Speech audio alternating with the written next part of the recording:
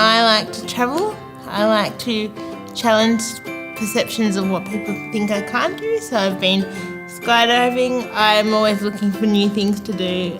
I'm a big Collingwood supporter. I go to the matches whenever I can. I love Nathan Buckley. He's awesome. Can I just ask a question? I've got a really itchy nose. I'm a bit of a person who just enjoys life, loves the outdoors. I love socialising, and I love music and good food, so just an everyday person. That's me before coffee in the morning.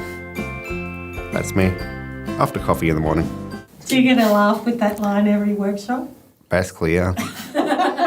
If I was explaining projectABLE to someone, I'd say that it's a program facilitated by people with a range of disabilities where we go out to school students from about year 10 to 12, and we basically teach them about different disabilities, what it's like to have different disabilities, and we do this through a range of different activities. And it's also, the end goal is to sort of not only change their perception about disability, but also to consider a career in the sector. projectABLE is an opportunity for young people to think about a career in the industry, but I also see it to be able to present the reality of life with a disability without sort of having a pity party while we're at it.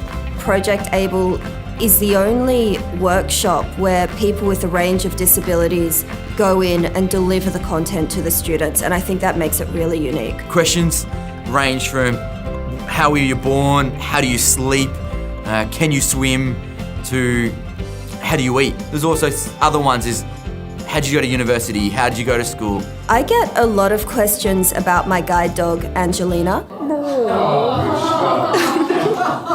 Like, what sort of things does she do for me? Can you have sexual relations with somebody? That was an awkward one.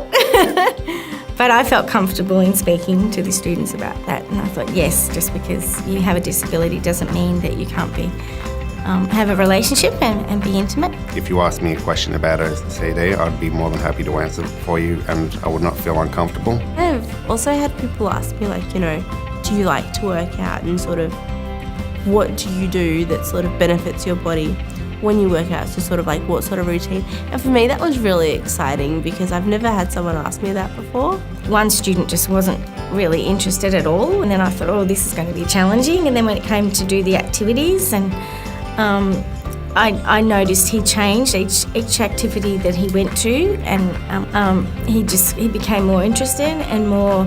He wanted to listen. He said he gained more understanding, and he said of how he used to treat people quite badly, and then now after having gone through the workshop, he said, I said, well, you wouldn't want to be treated badly that way yourself, would you? And he said no, and he said, now I know, I need to change. If somebody's looking to enter the disability sector, I would really encourage them to do that as both a way of building a career in a sector that is really set to take off, but also doing work that's rewarding, so you get the best of both worlds. If you're wanting to get into the disability sector, I'd very much urge people to do so. With the introduction of the NDIS, it's going to need people who are flexible, who are going to be able to get in there and provide a new face to the industry and to bring new ideas and new ways of doing things to create better lives for people with disability.